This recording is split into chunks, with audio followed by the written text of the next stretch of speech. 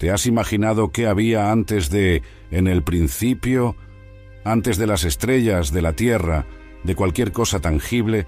Existía algo que pocas personas conocen, un pacto, un plan divino entre Padre e Hijo.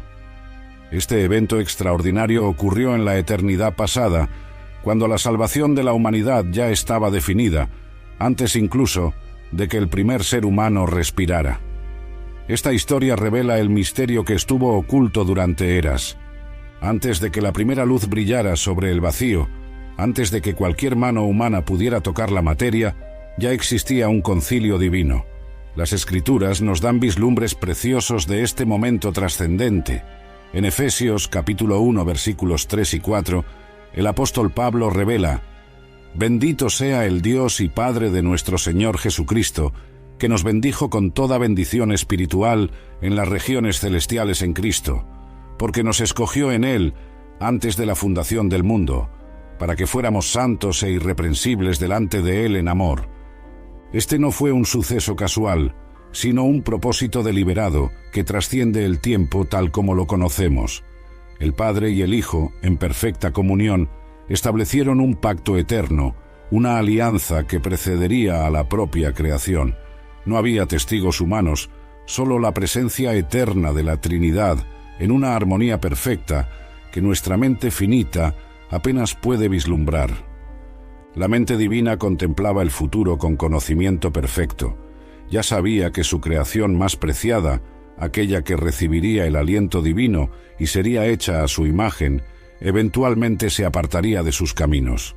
El pecado aún no existía, pero su antídoto ya estaba siendo preparado en la eternidad pasada, en un acto de amor que trasciende nuestra comprensión. El libro de Apocalipsis nos ofrece otro vislumbre de este momento precreación cuando menciona, en el capítulo 13, versículo 8, el Cordero que fue muerto desde la fundación del mundo. Este pasaje revela algo extraordinario. El sacrificio de Cristo no fue un plan de emergencia, sino un propósito establecido antes incluso de que se formara el primer átomo. En este concilio divino, el Hijo ya se ofrecía voluntariamente. Aunque el tiempo tal como lo conocemos aún no existiera, la decisión ya estaba tomada. El amor divino, en su máxima expresión, planeaba el mayor acto de sacrificio que el universo presenciaría. Jesús, la palabra que estaba con Dios y que era Dios, como dice Juan en su Evangelio, ya aceptaba el llamado a ser el Cordero. La sabiduría divina, personificada en Proverbios, capítulo 8, habla de este momento anterior a la creación. El Señor me poseía al principio de sus caminos, antes de sus obras más antiguas. Desde la eternidad fui establecida, desde el principio, antes de que existiera la tierra. Este pasaje nos lleva a contemplar cómo, en la eternidad pasada, todas las decisiones que afectarían el destino de la humanidad ya estaban siendo tomadas, con perfecta sabiduría y conocimiento. Mientras lo infinito se extendía sin límites y la eternidad fluía sin medida, otro aspecto de este concilio precreación se revelaba a través de la elección divina.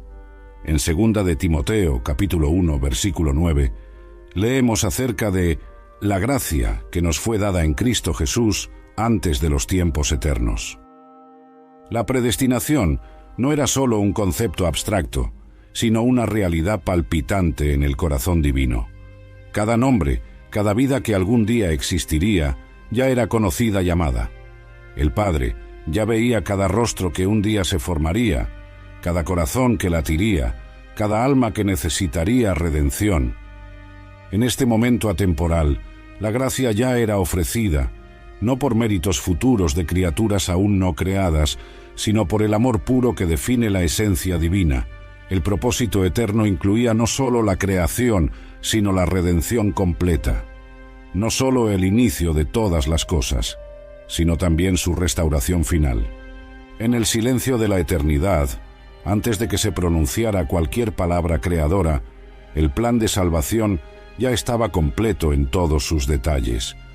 No habría improvisación divina, ninguna reacción ante circunstancias imprevistas, sino la ejecución perfecta de un plan perfecto, concebido en la comunión perfecta de la Trinidad. El apóstol Pedro, en su primera carta, capítulo 1, versículos 19 y 20, también nos transporta a este momento precreación cuando habla de Cristo, el cual en verdad fue conocido incluso antes de la fundación del mundo, pero manifestado en los últimos tiempos por amor a vosotros. Mientras la Trinidad contemplaba el futuro con conocimiento perfecto, cada detalle del plan redentor ya estaba establecido. El lugar, el tiempo, las circunstancias del nacimiento virginal, la vida sin pecado, los milagros que se realizarían, el camino hacia la cruz, todo estaba ante los ojos divinos con perfecta claridad. La salvación no era una idea vaga, sino un plan meticulosamente elaborado. Cada profecía que más tarde se revelaría a los profetas, cada símbolo en el sistema sacrificial que se instituiría, cada tipo y sombra que señalaría al Mesías, todo estaba presente en el pensamiento divino antes de que se pronunciara la primera palabra creadora. La encarnación del Verbo no sería una sorpresa para el Padre o el Espíritu, sino la manifestación en el tiempo de lo que ya había sido determinado en la eternidad.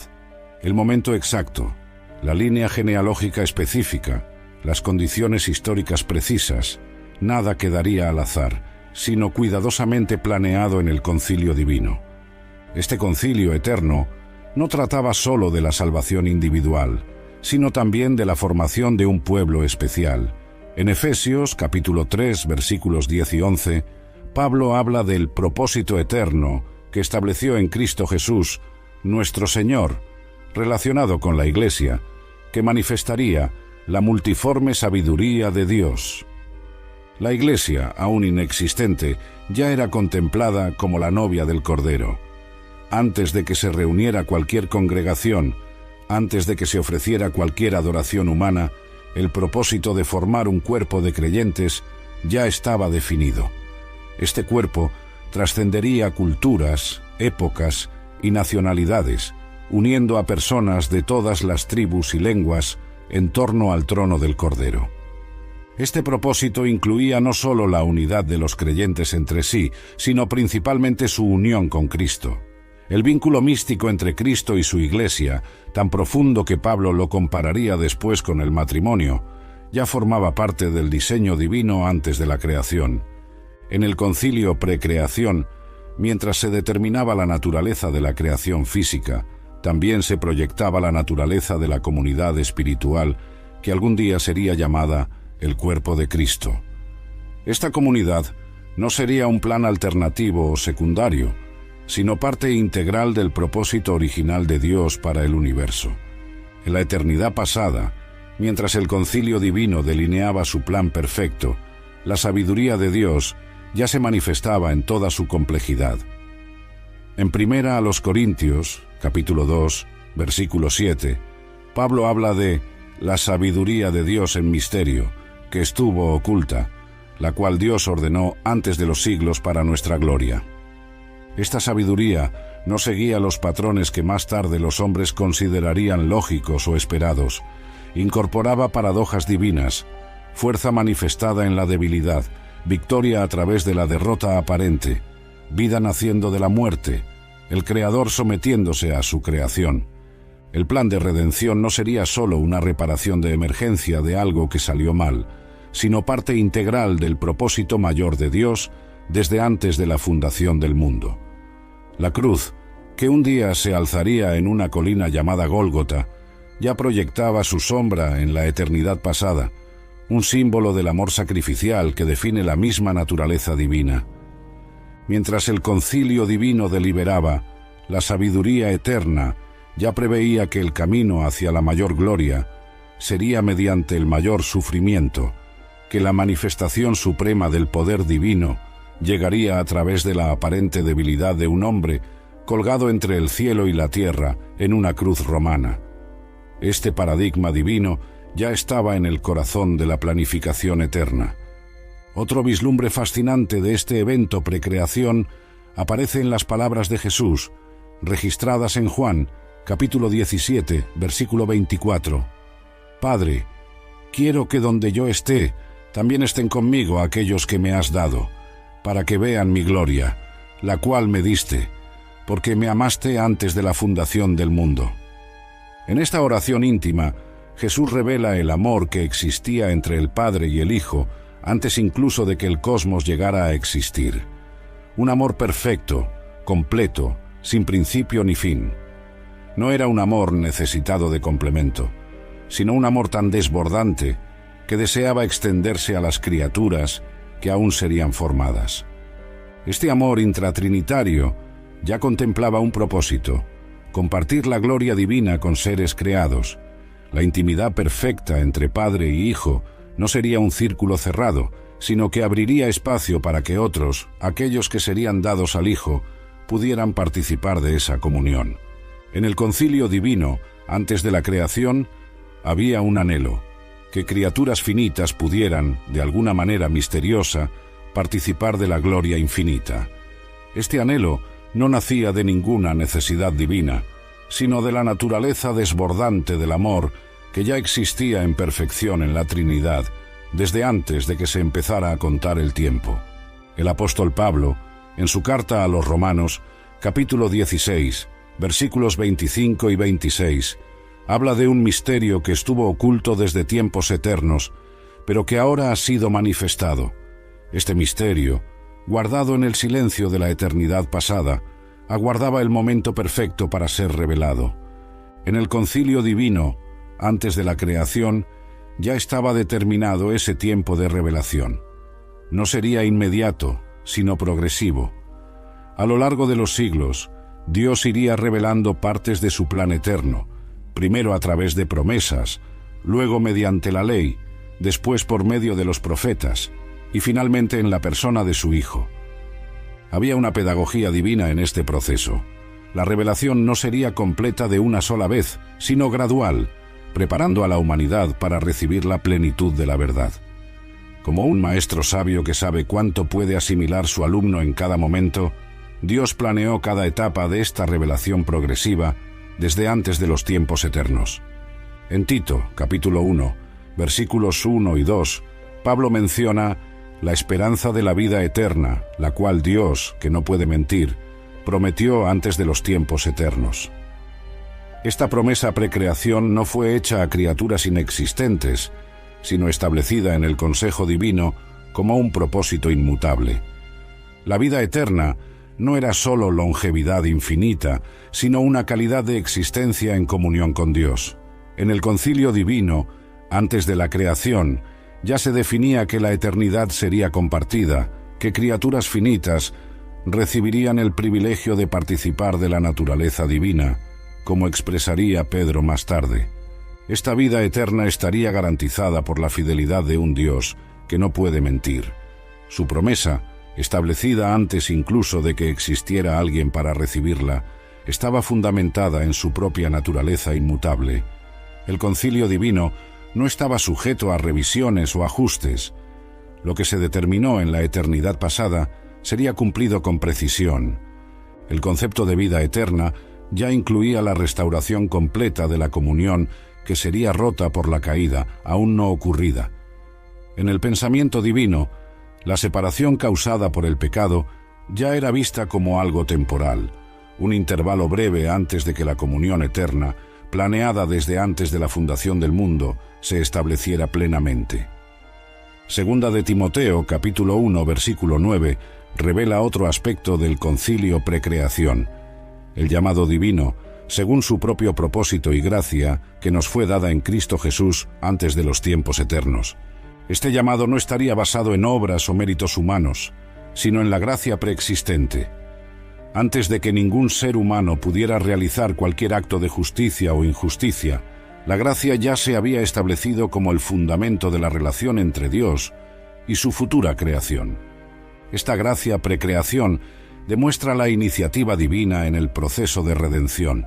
El primer movimiento partió de Dios hacia la humanidad, no al revés.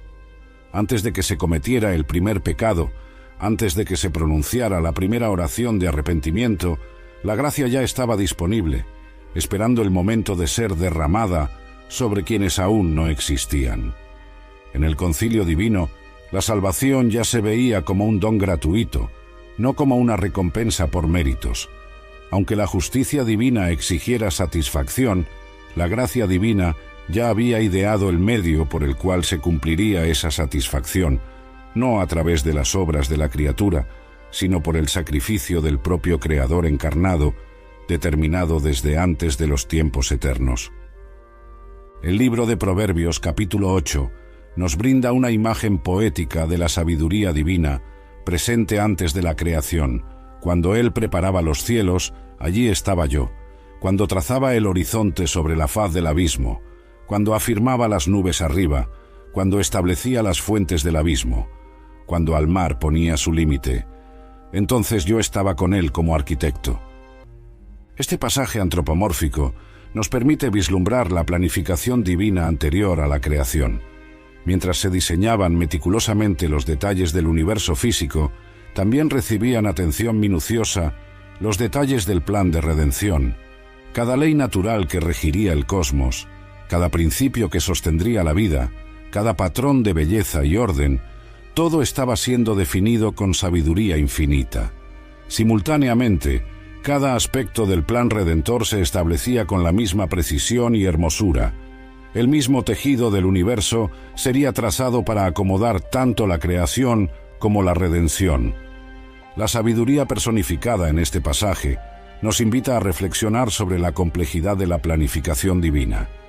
Como un arquitecto magistral, Dios no solo bosquejaba el universo físico, sino que simultáneamente diseñaba el universo moral y espiritual.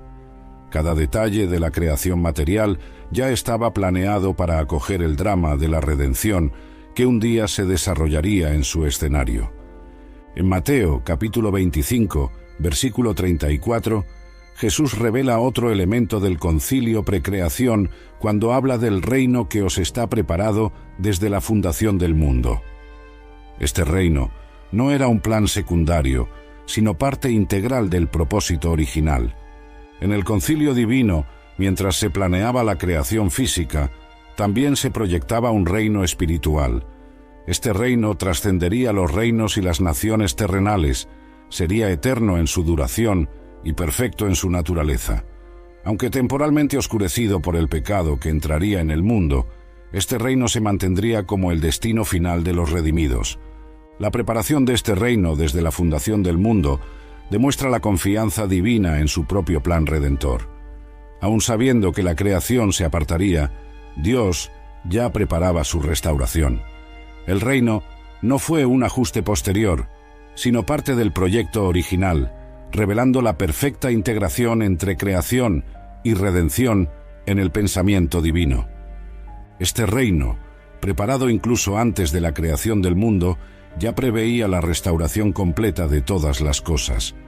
Lo que se perdería en Edén sería recuperado de forma aún más gloriosa en la Nueva Jerusalén. Lo que comenzaría como un jardín, terminaría como una ciudad, demostrando no solo restauración, sino también progreso y desarrollo dentro del plan divino. En Hebreos, capítulo 4, versículo 3, leemos que sus obras estaban terminadas desde la fundación del mundo. Esta declaración paradójica sugiere una realidad trascendente. En la mente divina, el fin ya estaba presente en el principio. Durante el concilio precreación, la historia completa del universo ya estaba ante los ojos divinos. Cada momento, desde el primer instante de la creación hasta la consumación final, estaba presente simultáneamente para un Dios que trasciende el tiempo. El alfa y la omega, el principio y el fin, coexistían en la eternidad divina. Las obras estaban terminadas, no en el sentido de una predeterminación mecánica que anulara el libre albedrío, sino en el sentido del conocimiento perfecto y la provisión divina. Cada contingencia ya era conocida, cada elección humana ya estaba prevista y cada provisión necesaria ya estaba garantizada. Este concepto de obras terminadas, desde la fundación del mundo, nos invita a contemplar la trascendencia divina sobre el tiempo lineal. Para nosotros, sujetos a la secuencia de momentos presentes que llamamos tiempo, el futuro es incierto y el pasado es inmutable. Para Dios, en el concilio eterno, toda la historia ya estaba presente, no como algo establecido de forma determinista, sino como algo perfectamente conocido. En Apocalipsis, capítulo 17, versículo 8, encontramos una referencia al libro de la vida del Cordero, que fue muerto desde la fundación del mundo. Esta imagen del libro celestial que ya existía antes de la creación nos brinda otro destello del concilio divino.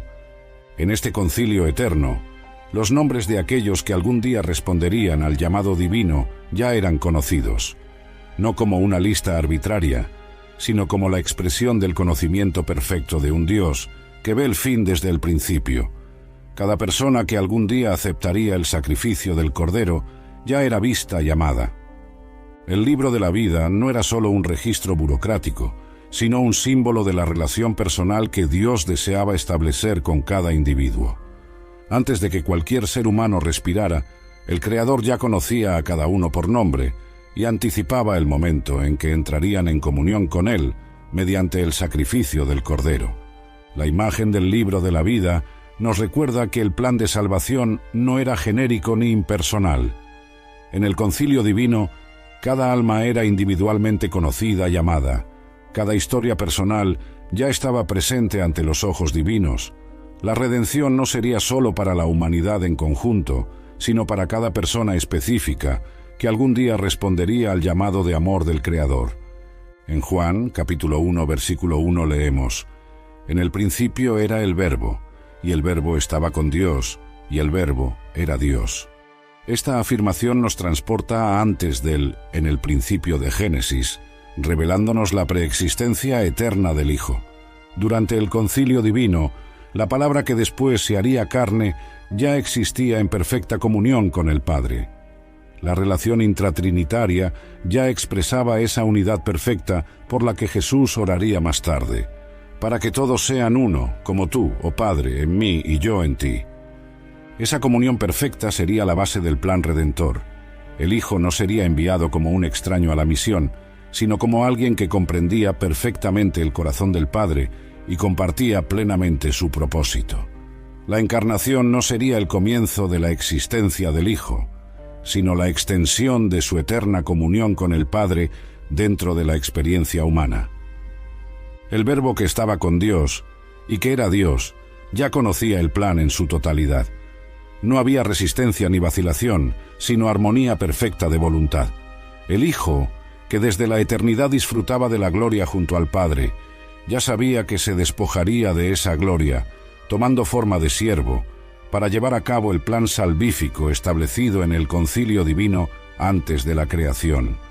En Colosenses capítulo 1, versículos 16 y 17, Pablo declara acerca de Cristo: «Porque en Él fueron creadas todas las cosas que hay en los cielos y en la tierra. Todo fue creado por medio de Él y para Él. Y Él es antes de todas las cosas, y en Él subsisten todas las cosas». En el concilio divino, antes de la creación, ya se establecía que el Hijo sería no solo el agente de la creación, sino también su fin último. El universo no sería creado sin dirección ni sentido, sino con un propósito definido: la glorificación del Hijo. Cada galaxia, cada sistema solar, cada planeta, cada ser vivo, todo sería creado por medio de Él y para Él. El plan redentor no sería un cambio de rumbo, sino parte integral de este propósito mayor. La cruz, eje central de la historia humana, ya ocupaba el centro de la planificación divina antes de que se formara el primer átomo. Esta centralidad de Cristo en el propósito creador y redentor revela la unidad del plan divino. No habría separación entre creación y redención. El mismo Verbo que crearía todas las cosas también las redimiría. La misma palabra que diría «hágase la luz» en el principio, un día declararía «consumado es» en la cruz. Esta coherencia perfecta ya estaba establecida en el concilio divino antes de la creación.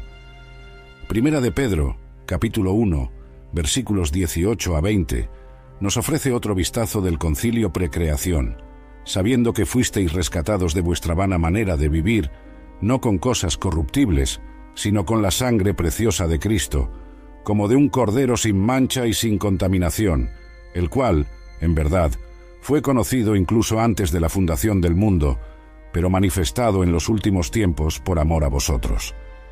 En el concilio divino, el valor de la sangre redentora ya estaba establecido. Su precio infinito, capaz de cubrir los pecados de toda la humanidad, ya era reconocido por el Padre. El Cordero sin mancha y sin contaminación ya era conocido, no solo en la presciencia divina, sino en la aceptación de su sacrificio futuro. Este pasaje revela la unidad de propósito entre Padre e Hijo.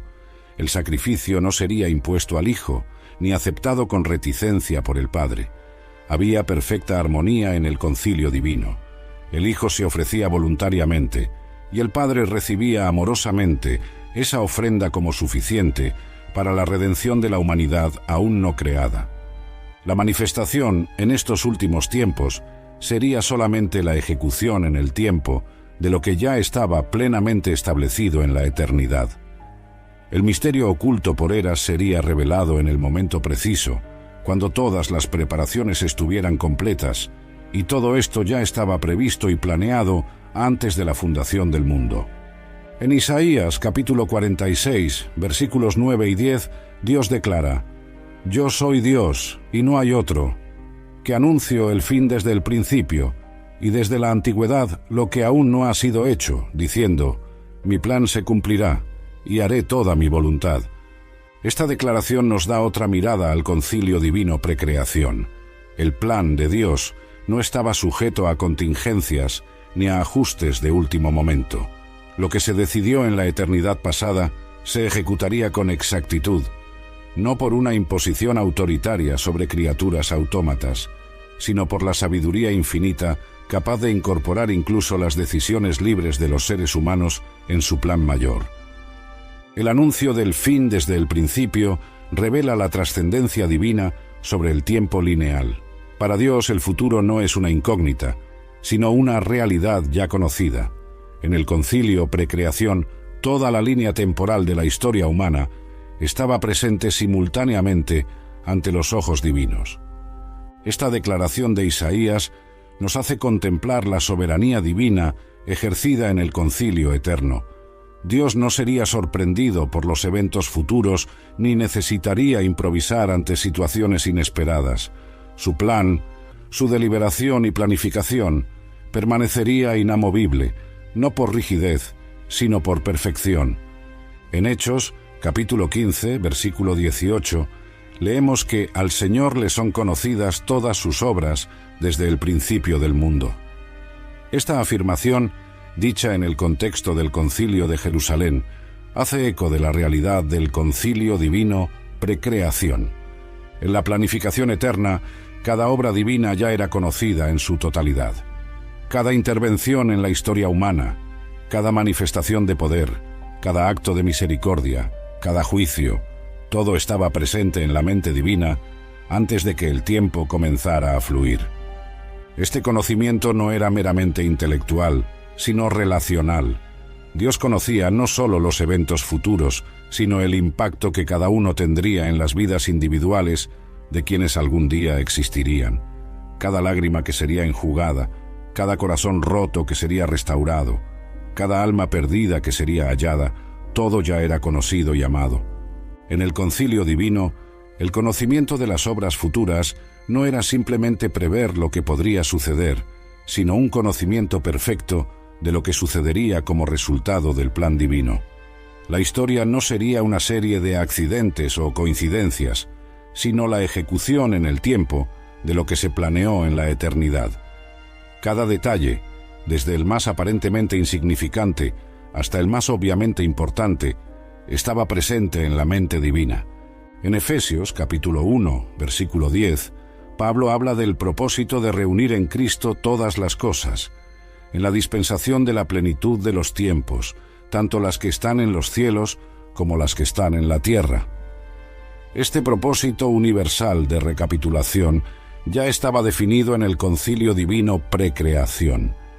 La historia no avanzaría hacia un final incierto, sino hacia una consumación planeada desde la eternidad. El arco narrativo del universo, establecido antes de la creación, tendría su clímax en la reunión de todas las cosas bajo la cabeza de Cristo. Este propósito revela la coherencia perfecta del plan divino.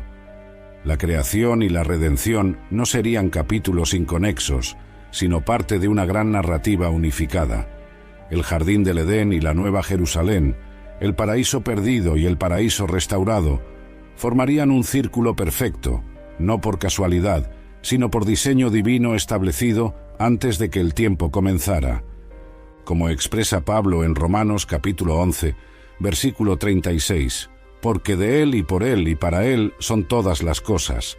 A Él sea la gloria por los siglos. Este fue el evento que ocurrió antes de la creación del mundo, el establecimiento de un propósito eterno centrado en Cristo, en el cual toda la creación encontraría su significado y destino final. Un plan perfecto, concebido en un amor perfecto, para ser ejecutado por la sabiduría perfecta, resultando en la gloria perfecta.